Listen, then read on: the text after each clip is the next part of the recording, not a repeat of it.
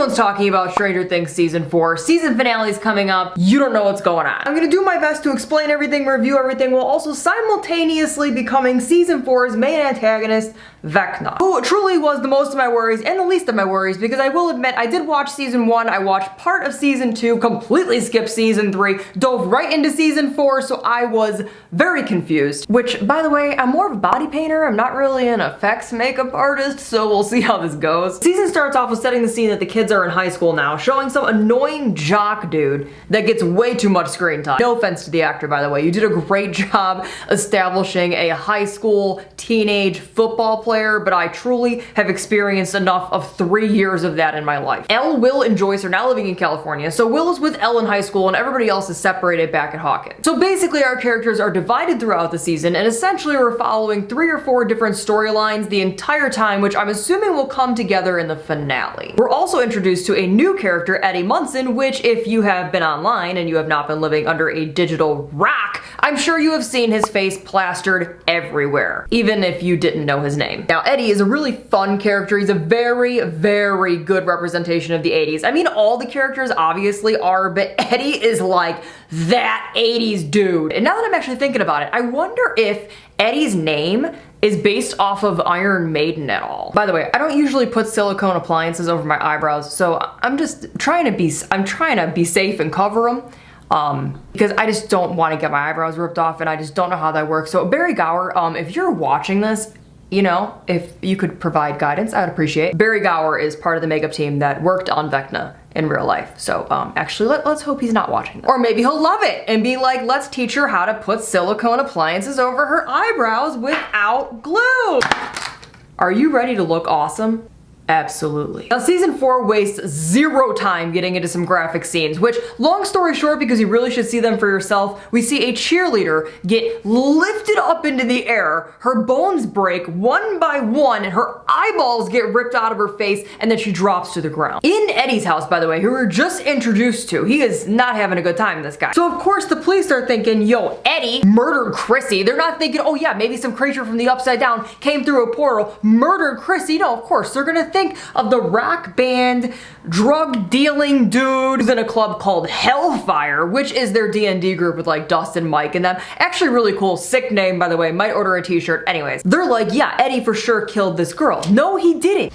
Vecna did. And Max also lives across the street from Eddie, so she like kind of saw what happened. She went to go tell Dustin. She's like, I think the upside down portals are open again. You know, they're accusing Eddie. Dustin's like, there's no way Eddie could ever do this because Dustin knows Eddie from being in the Hellfire Club for D&D, and thus the season begins. I'm gonna try to make the details using wax, a little bit of Pros-Aid, and then probably some latex over that. I am by no means an effects artist. I am a body painter. I just want to make that clear. I need some Vaseline. Elle's getting bullied. No, my Pros-Aid!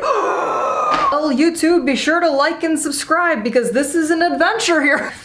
Elle's getting bullied pretty bad in school. She doesn't tell Mike that she's getting bullied, and Mike has no idea because he's in Hawkins and she's in California, and this isn't the time of the internet. And while this doesn't have crazy relevance to like the storyline of Vecna, I did see it trending on Twitter. Criticism for the boys this season, saying that their acting really wasn't that good. But like, I feel like people just kind of forgot what it's like to be around high schoolers. They're just trying to figure out life. Mike is stuck between growing up, being a kid, figuring out love and relationships, lives in an entirely different state than his girlfriend and his friend, doesn't know what's going on. He gets to California, then Will's upset because Will's like, yo, we used to be best friends, but you just talked to your girlfriend now. So all the emotions that each character are going through this season, I think are portrayed very well by both the actors and the actresses. So Elle has had it up to here with her high school bully. Finally clocks her over the head with a roller skate. Nice. The police arrest her for assault. Not so nice. Because I mean, come on, yeah, she whacked the girl in the noggin with the roller skate, yeah. She was down on the ground bleeding, yeah. It is assault, yeah. But she was not nice. This just leads to everybody getting separated even further. Elle officially gets arrested, gets questioned, gets moved to a juvenile facility. They put her in the van. A whole swarm of cars go around the van. They're like, you're coming with us. No, that's not what happened. Sorry, I'm being dramatic. A guy gets out of the car, and we know the character, but I don't know the character's name. Takes her to a diner and is basically like, yo, so we're all gonna die. We need you to get your powers back so we don't do that. Meanwhile, Joyce is getting a package from Russia. Now, admittedly, I did skip through a lot of the Hopper and Joyce scenes because I was like, okay, dude's captured, he's in prison, they want a ransom, they're gonna get him back eventually. And Winona Ryder, who's obviously absolutely awesome, she's in the US, he's imprisoned, not in the US, because I guess he was captured in season 3. So I figure, okay, at some point they're gonna meet up, she's gonna go grab him, whatever. Now, I do realize that all the Joyce and Murray scenes are somewhat of a comedic relief in comparison to everything else that's going on, especially versus Hopper's scenes. And I love that, but I just really like the monsters. Point is, Joyce has been gone the entire time, so she doesn't even know that Elle has been taken. A little fast forward, I did actually start to watch the Hopper and Joyce scenes when they went to go make the deal to save Hopper, because I figured, okay, this is making more like story progress now. When they do come to be reunited, Hopper is in the middle of fighting off a Demogorgon with the other prisoner. And this scene was brutal. And it made me realize when I did my Demogorgon makeup for TikTok a while back, you know, maybe I could have done a little bit better. Now, this was years ago. Well, I guess it was like 2 years ago, but at the time, I was super excited about it. It took me forever. I guess I just felt like, yeah, I was a scary flower with teeth, but I wasn't like ripping people's face off. You know, it's one of those. You ever have that? Probably not. You probably shouldn't have that either, by the way. Looping back to one of several startling scenes, there's one with Mike, Jonathan, and Will where they don't know what to do about Elle. They go back home, are met with the government, and they're like, you can't tell anybody about what's going on with Hawkins. Elle is off somewhere. You can't contact anybody, and basically you need to stay in the house. So they're like, yeah, okay. So of course they decide they cannot stay in the house. They have to go find Elle. But they're being guarded by basically, I mean, I think they're federal agents, but they're being guarded by like 2 security guys. So they call a pizza place that Jonathan's friend Argyle works at, because he has like the pizza van, you know, to like come pick them up. They call for pizza and there's a whole FBI, government, I can't keep track of who's from what government in this series, shootouts. Yeah, very intense scene. You have to watch it for yourself. When they were ordering the pizza van to escape, I did not think it was gonna be a whole shootout scene. I thought it was gonna be like one of those quick cut scenes where it's like they open the door in their bedroom and they're out the door. No, people die. So the crew discovers that Vecna has a connection with this dude Victor Creel, who was put in prison for murdering his whole family, or so they thought. They end up being able to hear Victor's part of the story from back in the 1950s, which this is set in the 80s, so it really wasn't that long ago. And Victor's basically like, I didn't kill my whole family, the devil did. We learned that Vecna is very similar to Freddy Krueger in the sense that he invades your dreams, but you're not actually dreaming. He sends you into this, your eyes roll in the back of your head and you are like in a different realm, but you're still physically here, but when people look at you, you're like not there. You know what I mean? So while he can be compared to Freddy Krueger, which he actually is in the season by Dustin, he's very much his own character with his own really cool, interesting backstory. I really like Vecna's backstory, actually. I think I'm gonna try the yarn technique in here to add the little squiggles throughout my cheeks because I'm getting nervous. The closer I get with the wax to my mouth while I'm talking, it's not really meant to go around movable parts like that. Try to kind of like, you know, one of those. Vecna's victims all have some sort of past trauma, and for some reason he tries to blame them for their trauma and then tries to free them of their past by raising them up in the air, breaking all their bones, and sucking their eyes out of their head. I need to start on my body. Holy Vecna bra straps? And Vecna is one scary dude. We actually see him in the first episode of the season. Max is under Vecna's curse, by the way, so she's pretty much like, yo, I think I got 24 hours to live. I'm sure majority of you guys, am I shaking the whole table? I'm like rolling out clay. I'm sure most of you guys have seen online the scene of Max being lifted up into the air and she's listening to Running Up That Hill. That's Vecna's curse that I was trying to explain earlier. We learned earlier when talking to Victor Creel, who by the way is played by Robert Englund, speaking of Freddy Krueger, the only reason that Vecna seemed to escape the cursed dream world is because he heard his favorite song on the radio. And knowing that information, the crew was able to put on Max's favorite song, which is the scene that you see all over the internet. Once the crew finds out that music is what brings you out of Vecna's curse, they have Max listen to her favorite song continuously from that point forward. Max says, I'm worried if I listen to that song too much, what happens if it's not my favorite song anymore? Then what happens to me? And that's a very real thought that someone would have in that moment. Like, the writers didn't just throw at you like, here's the loophole to get out of Vecna's curse, listen to your favorite song, all's gonna be good. Yeah, what does happen when you listen to your favorite song over and over and over again thinking it's protecting you, but you get tired of it? That's a real problem. Nancy, Steve, and Eddie from earlier, end up finding a gate to the Upside Down, and they decide to go through it, not really knowing how to fight or kill Vecna, but they figure, you know what, we'll go for it because now we have access to him, whereas before, we did not. Max, Lucas, and Dustin are in the overworld. They end up getting caught by police, later realizing that the others went through the portal and they are stuck in the Upside Down. They're able to communicate to them through the lights like season 1 and create a rope to get them from the Upside Down back into the overworld again. Except Nancy falls into a different section, maybe a different time period of the Upside Down. Instead of climbing into reality, she falls into a pool. When she fell into the swimming pool, I was like, oh my god, season 1, this is Barb, Nancy's in Vecna's curse. It was a whole situation. And one thing I did want to mention is that Stranger Things season 4 did a really good job of taking calm scenes, and granted, there's no real like calm scene in the season, but they did a really good job of taking calmer scenes. Like for example, they're getting in the van to escape. I thought that was just gonna be like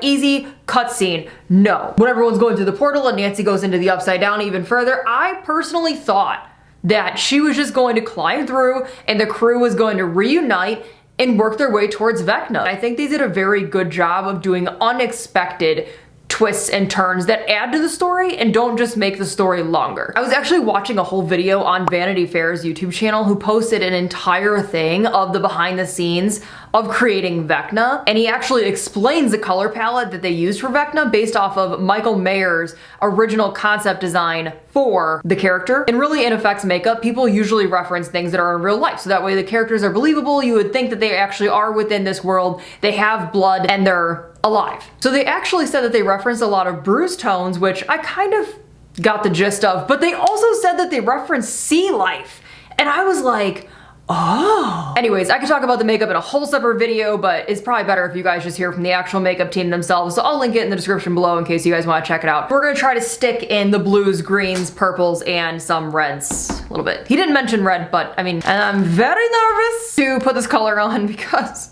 I have so much latex on me. Okay, I didn't consider that this is clear latex and not skin tone, and I just realized I have a whole bunch of different colors happening. I wonder if I should put foundation on everything first, actually. Yeah, let's do that. I don't know if this is gonna help literally at all, but yeah. Ooh, I did not powder these enough. Actually, it doesn't even matter if they're sticking together because, you know, he's a sticky guy, I'm assuming. He's probably more slimy than he is sticky, but. Now, fair warning, this part of the video is going to contain some massive spoilers, but if you made it this far, you've probably seen the season already anyways, so I'll give you a minute.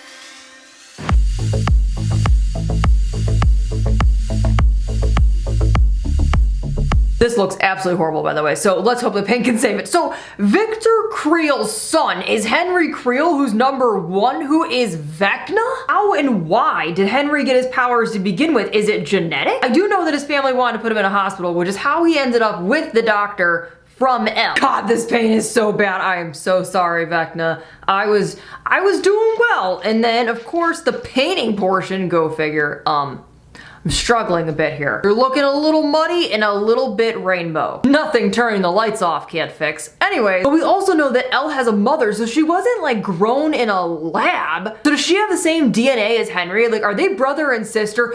Is Elle Vecna's daughter? It is said that all the other kids came to be because of #1. So if all the other kids came to be because of #1, they have to share DNA at some point, somewhere. So is Vecna Elle's father? Elle's father is Vecna. Elle created Vecna. Vecna created Elle. Without each other, they wouldn't exist.